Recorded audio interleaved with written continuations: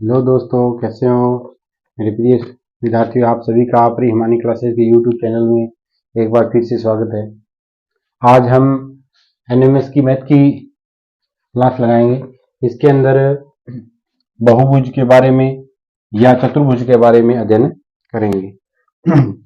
बहुभुज क्या होता है? बहुभुज होता है कि सरल रेखाओं बहुभुज। क्या होता है बहुभुज? कि सरल रेखाओं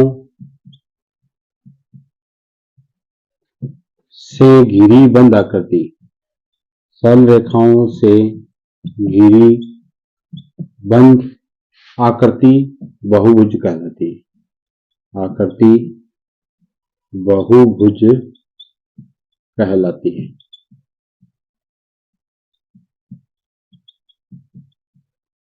सरल रेखाओं से घिरी बंद आकृति बहुभुज कहलाती है। सबसे छोटा जो बहुभुज होता है वो होता है त्रिभुज। सबसे छोटा बहुभुज होता है त्रिभुज। क्योंकि दो भुजाएं हैं, ये तो कभी बंद हो नहीं सकती, एक भुजा बंद नहीं हो सकती। सबसे छोटी जो आकृति है बहुभुज की वो है त्रिभुज। सबसे छोटी बहुभुज की आकृति है वो कैसी है? त्रिभुज। अब इसके बाद में आते हैं, त्रि के बाद में चार आ जाता है, यानी चार भुजा होती है उसको बोले हैं चतुर्भुज। पांच भुजाएं होती है उसको बोला जाता है पंचभुज। जैसे ये पांच भुजाएं हैं, इसको बोल दिया पंचभुज। छह भुजाएं हैं, इसको बोलेंगे षटभुज। सात भुजाओं को सप्तभुज। क्या बोलेंगे? सात भुजाओं को सप्तभुज। आठ भुजाओं को बोलेंगे अष्टभुज। नौ भुजाओं को बोलेंगे नवभुज। ऐसे आगे चलता रहेगा। अब इसके बाद में आता है, ये तो हो गया बहुभुज कि बहुभुज किसे कहते हैं। या दूसरा बात, अगर ऐसे आता है जैसे, क्या ये बहुभुज है? नहीं है। लेकिन बहुभुज की क्या परिभाषा है कि सरल रेखाओं से घिरी हुई बंद आकृति, यानी आकृति बंद होनी चाहिए, उसके बाद आगे नहीं निकलनी चाहिए, आकृति बहुभुज कहलाती है। यानी ये बहुभुज नहीं हो सकता, ये सरल घेराओं से बनी हुई, ये बंद वक्र नहीं है, ये खुला वक्र है, इसलिए ये बहुभुज की श्रेणी में नहीं आता है। अब चलते हैं आगे।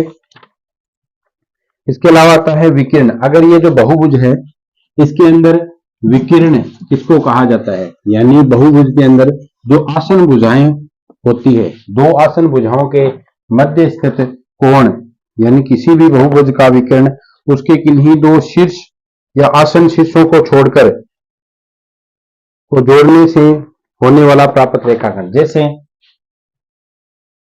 ये कोई आकृति है आयताकार, इस आयत के अंदर, यानी इस आयताकार आकृति के अंदर ये ए है, बी, सी और डी, यानी विकर्ण किसको बोलते हैं? ये कोई कोण है, इस कोण से ये दो रेखाएं निकलती है। एक ही कोण से, एक ही बिंदु से निकलने वाली दो रेखाओं के सामने स्थित जो बिंदु होता है ये एक दूसरे के आसन रेखाएं। क्या है ये? आसन रेखाएं। इसके मध्य एक बिंदु है, इस बिंदु से सामने वाले बिंदु जो सी है उसको मिलाने वाली जो रेखा है उसको क्या कहा जाता है? विकर्ण कहा जाता है। क्या कहते हैं? विकर्ण कहते हैं। तो इसकी परिभाषा क्या लिखेंगे बेटा? लिखेंगे किसी बहुभुज का विकर्ण, किसी बहुभुज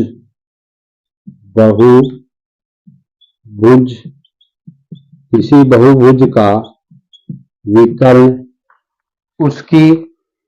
उसके किन्हीं दो शीर्षों को जोड़ने से प्राप्त, उसके विकर्ण उसके किन्हीं दो शीर्षों, यानी आसन, किन्हीं दो शीर्षों, आसन शीर्षों को छोड़कर,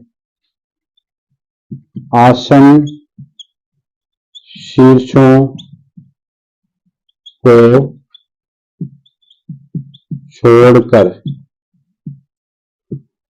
किन्हीं दो शीर्षों को मिलाने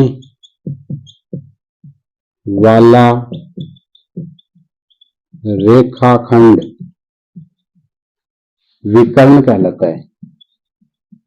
विकर्ण कहलाता है। देखो इस बात को ध्यान से समझना है। कि किसी बहुभुज के विकर्ण उसके किन्हीं दो शीर्षों को, यानी शीर्ष कौन से होते हैं, इसमें चार शीर्ष है, 1 2 3 4, इनके दो शीर्ष है, इसको इससे या फिर इसको इससे मिलाने वाले रेखाखंड को क्या कहते हैं, विकर्ण कहते हैं। अगली बात है आसन शीर्षों को छोड़कर, आसन शीर्ष से ये दोनों भुजाएं हैं आसन भुजाएं, क्योंकि एक ही बिंदु से दो दिशाओं में निकलने वाली ये आसन, ये और ये आसन है, मतलब ये दोनों क्या है, आसन भुजाएं हैं। इसके अलावा आता है कि एक ही बिंदु से जो निकलती आसन भुजाएं हैं। अब इन भुजाओं पे ये जो कोण है, ये वाले, यानी इस बिंदु से इन आसन भुजाओं पे जो बनने वाले कोण है, इस कोणों को छोड़कर सामने वाली जो भुजा है, यानी ये जो आसन भुजाएं के अलावा दूसरी सामने वाली जो भुजाएं हैं, उस पर जो शीर्ष कोण है उसको मिलाने वाला जो रेखाखंड है उसको क्या कहा जाता है, विकर्ण कहते हैं। यानी ये आसन भुजाएं हैं दोनों, इस ए की आसन भुजाएं, ए कोण है, इसके आसन भुजाएं ए बी और ए डी आसन भुजाएं हैं। इसके अलावा डी और बी ए कोण के, यानी ए जो कोण है, कोण ए के आसन कोण है, आसन कोण है डी और बी, यानी डी और बी को छोड़ देंगे तो किससे मिलेगा, सी से। और अब इसका जो आसन कोण है वो क्या है, सी और ए है। अब इसका जो विकर्ण बनेगा वो ये वाला बनेगा। समझ में आई बात को? तो यानी ये दो भुजाएं होगी, आसन भुजाएं हैं, ये दो भुजाएं आपस में आसन भुजाएं हैं, ये दोनों कोण आसन कोण है, और ये दोनों कोण, इसमें अगर बात करें तो ये दोनों कोण है वो आसन कोण है। चलते हैं अब आगे कि विकर्ण हो गया कि विकर्ण किसको कहते हैं। अब बात आती है कि किसी भी का अभ्यंतर और बहिर्भाग से क्या मतलब होता है। कोई चतुर्भुज है, उसके अंदर वाले भाग को क्या कहा जाता है, अभ्यंतर बोला जाता है। क्या बोला जाता है, अभ्यंतर भाग।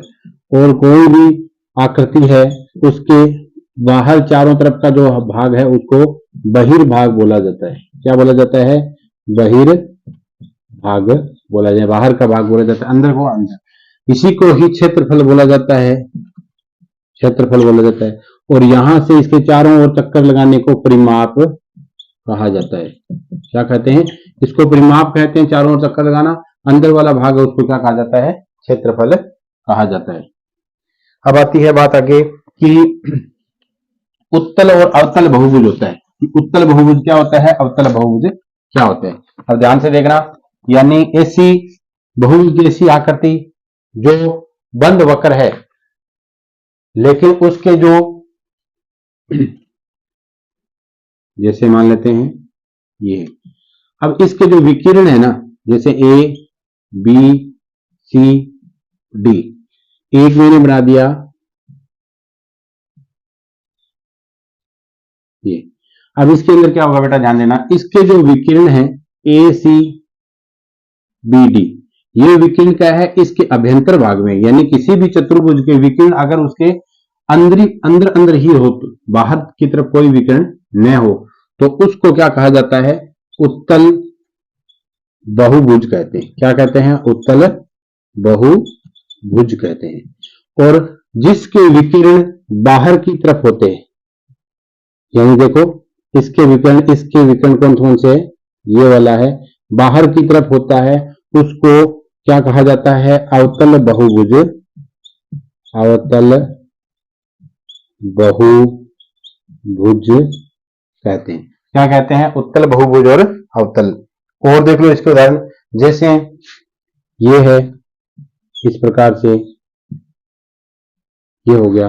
इसका और उदाहरण देख लेते हैं अपने, जैसे ये वर्ग है, ठीक है बेटा, ये हो गया। अब आता है कि इसमें ये हो गया उत्तल के दोनों, ये अवतल के, यानी इसका जो बाहरी है ये क्या कर रहा है, इसका विकिरण है, इसमें ये विकिरण है, विकिरण बाहर की तरफ विकिरण चल रहा है, इसका बाहर है, इसके दोनों विकिरण है, दो विकिरण है, वो क्या है, अंदर की तरफ है। ऐसा बहुभुज जिसमें विकिरण है अंदर की ओर होते हैं वो उत्तल कहलाता है। ऐसा बहुभुज जिसमें विकिरण बाहर की ओर होता है वो अवतल बहुभुज कहलाता है। अब आता है सम बहुभुज और विषम बहुभुज। क्या होता है, सम बहुभुज और विषम।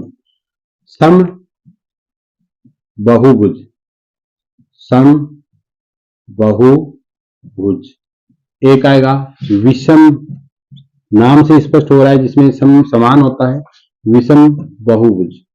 सम बहुभुज में क्या होता है कि सभी भुजाएं एक समान होती है, जैसे आयत, ठीक है, होता है क्या, जैसे आयत इसके अंदर नहीं आएगा, क्यों, क्योंकि इसमें आमने सामने की भुजा बराबर होती है। सम बहुभुज के अंदर क्या आएगा, वर्ग, क्या आता है, वर्ग है। जैसे कोई मैंने और भी ले लिया, ठीक है,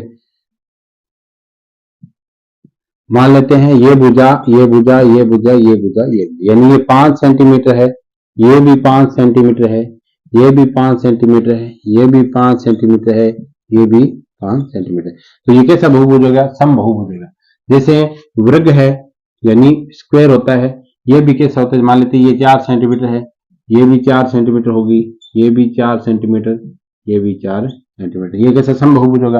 विषम बहुभुज हो गया, जिससे मान लेते हैं ये जो आकृति है, जैसे ये 8 सेंटीमीटर है, ये 6 है, ये 10 है, ठीक है, ये 10 सेंटीमीटर है, 8 सेंटीमीटर है और ये 6 सेंटीमीटर है, इस प्रकार से होगा। अब इसके बाद में अगर बात करते हैं जैसे आयताकार आकृति है, जैसे आयत है, ये 10 सेंटीमीटर है, ये भी 10 होगी, ये 8 है तो ये भी 8 होगी, आयत है, आमने सामने की भुजा, और ये भुजा इस भुजा के बराबर है, ये भुजा इस भुजा के बराबर। तो सम बहुभुज के अंदर होता है जितनी भी भुजाएं, चाहे पंचभुज हो, चाहे सप्तभुज हो, चाहे त्रिभुज हो, चाहे कोई सा भी भुज हो, उसके अंदर क्या होती है, उसको बोला, जैसे त्रिभुज है, ये भी क्या होता है, सम बहुभुज में आ सकता है, लेकिन त्रिभुज में मतलब होता है जिसकी तीनों भुजाएं, ये भुजा समान है, इसको बोलते हैं सम समबाहु त्रिभुज, समबाहु त्रिभुज। इधर होता है विषम बाहु त्रिभुज होता है, जैसे ये दे दिया, ये विषम बाहु त्रिभुज है, ये समबाहु त्रिभुज है। समबाहु त्रिभुज में जो, क्योंकि त्रिभुज के सभी कोणों का 380 होता है, 180 होता है, तो इसका प्रत्येक कोण का मान 60 डिग्री होगा, 60, 60, 120 और 60, 180, यानी त्रिभुज के तीनों कोणों का योग होता है 180 डिग्री। तो त्रिभुज समभुज होता है, इसके अंदर तीनों भुजाएं समान होती है और तीनों कोण भी समान होते हैं। ये हो गया सम बहुभुज, विषम बहुभुज, उत्तल, अवतल। अब इसके बाद में अपने आगे चलते हैं, अपने जो एनएमएस में आने वाले जो क्वेश्चन हैं उसकी, जैसे इसमें जो प्रश्न आएगा, इसके अंदर पूछा जाएगा कि विकिरण, विकर्ण है वो कितने हैं। जैसे मान लेते हैं मैंने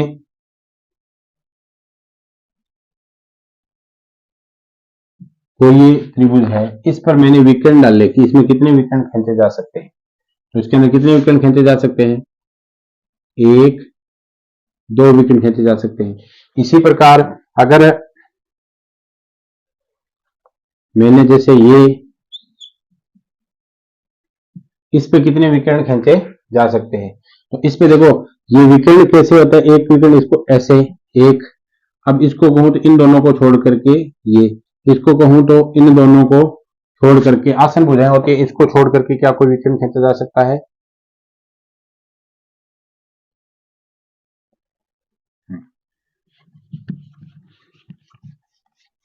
अब अपने जो प्रश्न आएगा वो ये आएगा कि इस प्रकार से एक रेखा है, इस रेखा पर ये एक रेखा है, इस रेखा पर ये बिंदु है, इस बिंदु पर एक ही रेखा पर अधिकतम कितने डिग्री का कोण बनता है, 180 डिग्री का। ये बेटा ध्यान रखना, एक ही रेखा पर अधिकतम कितने डिग्री का कोण बनाया जा सकता है, 180 डिग्री का। अब इसके अंदर अगर मैं बात करूं, ये हो गया 180 डिग्री का, ये एक रेखा है, इस पर मैंने ऐसे कोण बना दिया, ये मान लेते हैं कि 45 डिग्री का है, तो ये वाला कोण x दिया जाएगा, किस कोण का मान ज्ञात करो। तो अपने को जो एनएमएस में आने वाले सवाल है वे करवा रहा हूं कि ये 45 डिग्री है तो ये कितने को, टोटल अपने को पता है 180 होता है, तो 180 में से क्या करेंगे, टोटल 180 होता है, 180 में से 45 घटा देंगे तो कितना बच जाएगा, 135। इस कोण का मान कितना हो गया, 135 डिग्री। अब चलते हैं आगे। अब इसके बाद में मान लेते हैं अपने को ऐसा दिया हुआ है, जहां भी इस प्रकार का बेटा निशान होता है, चाहे वो त्रिभुज में हो, जैसे ये दे दिया अपने को, ऐसा निशान दे दिया, मान लेते हैं ये दे दिया कि 30 डिग्री है, तो इस कोण का मान ज्ञात करो। ठीक है, इस कोण का मान ज्ञात करना है, तो कैसे ज्ञात करेंगे? इस कोण का मान कितना होता है? इस कोण को बोलते हैं समकोण। क्या बोलते हैं?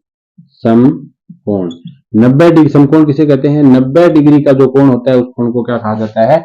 समकोण कहा जाता है। और एक ही रेखा पर एकदम 180 बनता है, ये 90 का है तो ये भी कितने का होगा? 90 डिग्री का, दोनों समकोण होंगे। अब इस पर आती है कि त्रिभुज के कुल योग होता है, तीनों कोणों का मान कितना होता है? 180 डिग्री।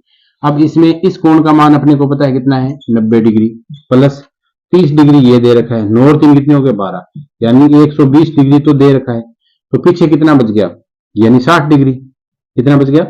60, यानी 120 डिग्री इन दोनों का मान हो गया, तो इन दोनों का मान है वो 120 डिग्री घटा देंगे, बराबर कितना आ गया? 60 डिग्री। ठीक है, इस कोण का मान कितना हो गया? 60 डिग्री। इसी प्रश्न को दूसरे तरीके से भी किया जा सकता है। कैसे? जैसे यहां पर मैंने दे दिया कि 2x और यहां पे दे दिया x। अब आपसे पूछा जाए कि इसमें x का मान बताओ, x का मान बताओ। अब इसमें पूछा है कि x का मान बताओ कितना होगा, तो कैसे करेंगे? तो x का मान बताने के लिए बेटा क्या करना है?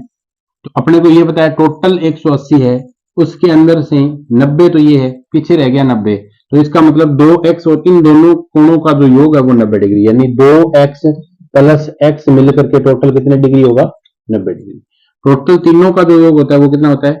180, या फिर इन तीनों का योग अपने को पता है 180 होता है, तो इसका कोण का मान भी अपने को पता है कितना है? 90 degree plus 2x plus x बराबर कितना है? 180 डिग्री। इसी प्रकार से कर लो। अब क्या होगा? 2x और 1x कितने हो गए? 3x बराबर 180 डिग्री है। इस 90 डिग्री को इधर लेके जाएंगे, प्लस का माइनस में हो जाएगा, माइनस के 90 डिग्री। तो अब क्या बच गया? यहां पे बच गया 90 डिग्री, इधर बच गया 3x। आगे चलेंगे तो x बराबर 90 बटा में 3, 3 3 9 30, यानी x का मान कितना आ गया? 30 डिग्री। कितना आया? x बराबर, यहां पर दिखाई दे रहा है, यहां से देख लेते हैं। 3x बराबर 180 माइनस 90, तो क्या हो गया? 3x बराबर 90 डिग्री। अब क्या करेंगे? x बराबर 90 बटे 3, यानी 30 डिग्री। x का मान कितना आ गया? 30 डिग्री है, यानी यहां पर ये कितना है?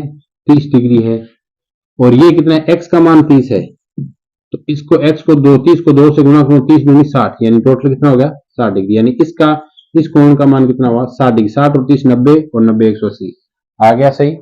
अब कई बार जो प्रश्न आता है, पूछा जाता है कि कौन है उसके बारे में बताना है, तो आपको नॉर्मली मैं बता देता हूं। सबसे पहले 0 डिग्री से लेकर के 90 89 डिग्री तक, 89 डिग्री तक के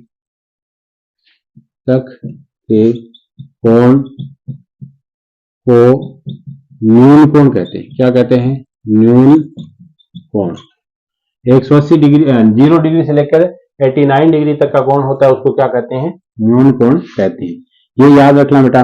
अब आता है कि 90 डिग्री का जो कोण होता है, 90 डिग्री के कोण को समकोण कहते हैं। क्या कहते हैं? समकोण कहते हैं। 90 डिग्री के कोण को समकोण कहते हैं। और इंपॉर्टेंट बात कि दो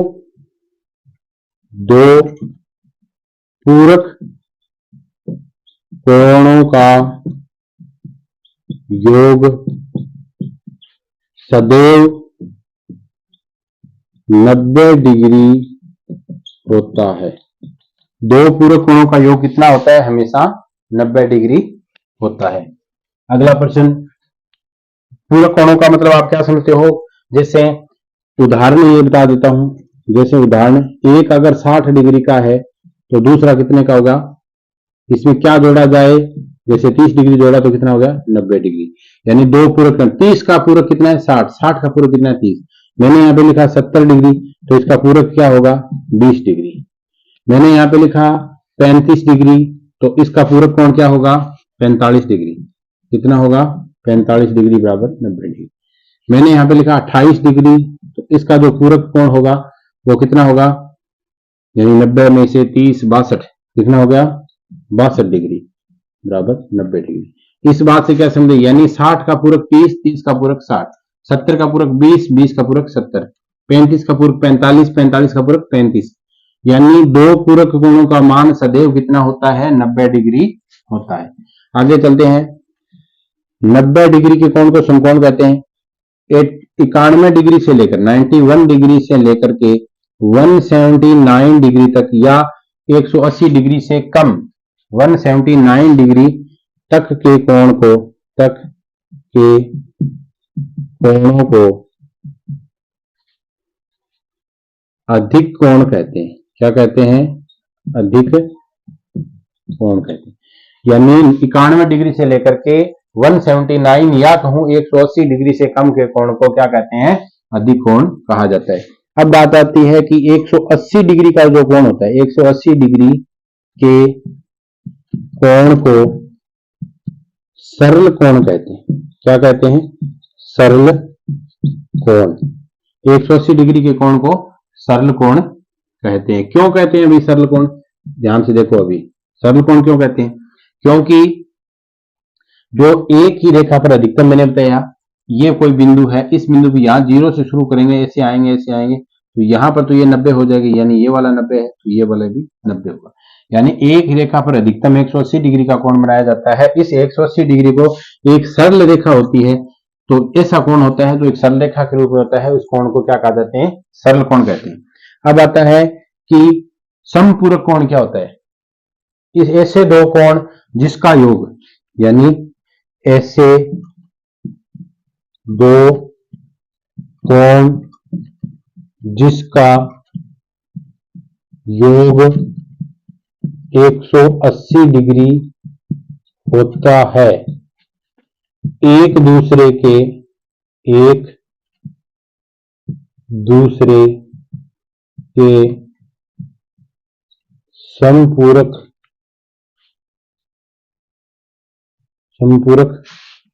कोण कहलाते हैं। यह इंपॉर्टेंट बात है बेटा, ये ध्यान रखना। ऐसे कोण जो एक दूसरे के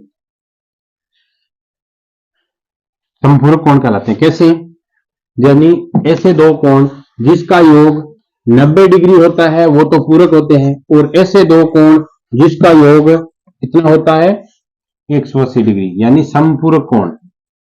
समपूरक कोण किसको कहते हैं, ऐसे दो कोण जिसका योग, जैसे मैंने माना 120 डिग्री प्लस 60 डिग्री, 120 और 60 180, दोनों का कोणों का योग कितना हुआ 180 डिग्री। तो 120 है वो 60 का संपूरक है, और 60 है वो 120 का संपूरक है, याद रखना। तो ये हो गया संपूरक कोण। अब आगे आता है कि 180 डिग्री से अधिक, 180 डिग्री से अधिक एवं 360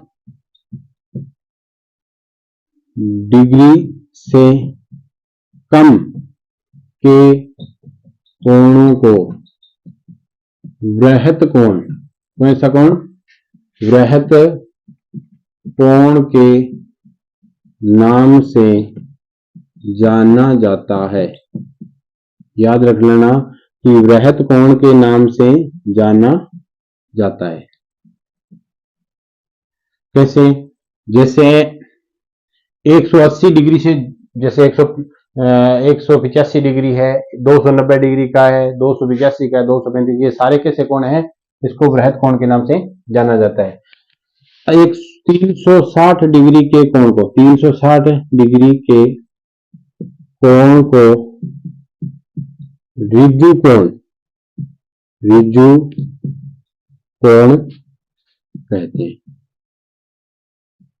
ऋजु कोण कहते हैं, ये बात याद रखना। 360 डिग्री का जो कोण है उसको ऋजु कोण के नाम से जाना जाता है। अब ध्यान दें, क्या स्लाइड बना देता हूं जल्दी जल्दी। ये कोण है, एक सरल रेखा है, इस सरल रेखा पर 0 से लेकर के ये 45 डिग्री है, या एक ये 90 डिग्री है, ठीक है। यानी 0 से लेकर के यहां तक 89 डिग्री तक का कोण होता है 89 डिग्री तक। ऐसे कोण को क्या कहते हैं? न्यून कोण। क्या कहते हैं? न्यून कोण। दूसरी स्लाइड आती है कि जो 90 डिग्री का कोण होता है, ऐसा कोण, यानी ये वाली आकृति बनेगी, ये क्या होता है? समकोण। क्या होता है? समकोण।